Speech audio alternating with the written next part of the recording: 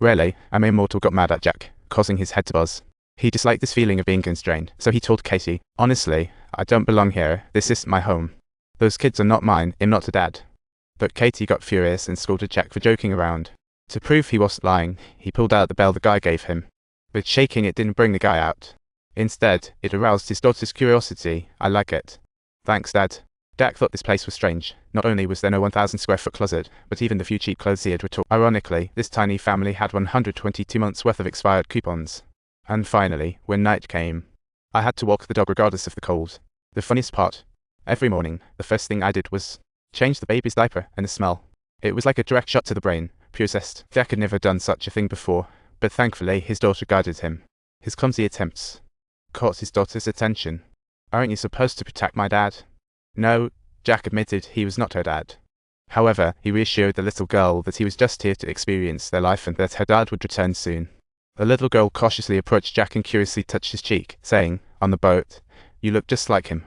Although looking a bit better. Do you like kids?"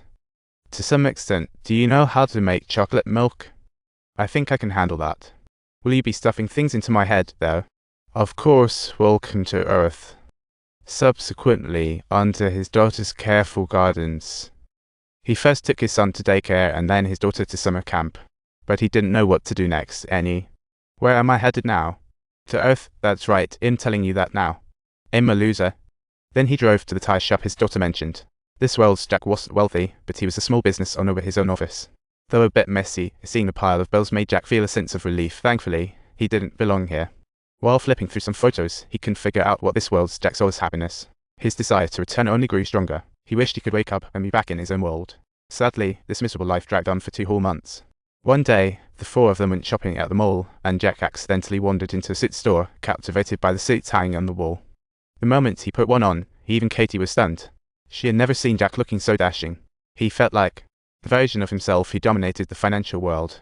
He decided to buy it, but when Katie saw the $2,400 price tag, she was absolutely horrified, realizing that the price was far, far beyond their budget.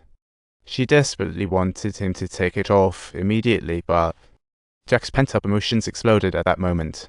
I dropped the kids off. In the mall for 10 hours, I can't take it anymore. I play with the kids, take out the trash. If I'm lucky, I just get 6 hours of sleep, and then everything began. You poor thing, you have so many disappointments in life. Oh, Kate. I could become the man that I am. I could be the wealthiest person on the cover of Forbes. How can you do this to me? You're sacrificing my dreams. I really want to know, who are you? Because Jack Campbell, married guy, doesn't need a $2,400 suit to feel alive. But hey, if that's what you want, go ahead and buy it. Then, on the way home, Katie didn't say a word. Jack felt like a failure in this world. He tentatively asked why, only to find out that they lived in the suburb because the 2 of them unexpectedly had a baby. Her father also had a serious heart condition, so this Jack chose to move back home and take on the responsibility of caring for everyone. Though Katie thought they were happy, Jack just couldn't let it go. So he went to a bowling alley to vent his frustrations, but ended up meeting a woman who was clearly interested in him. This wasn't the first time he found himself in this situation. He decided to clear the air, asking, "What's our relationship? Do we know each other?" She said, "You're right, we've been here dancing for years." Sure enough, this woman had been eyeing him, and today she finally got a response, so she slipped in an invite for Jack to come over on the weekend. Jack didn't refuse, but she forgot to ask for the address, so she tried to get it from him. But the friend was astonished. The old Jack would never have done this. "You're like a flame. Okay, you in this city, no one would give you a shot right off the bat." With Katie? Really? She's amazing. You can't mess it up. Just think about that, okay? Then the friend walked away disappointed. But when Jack got home, he found Katie unbothered by earlier events.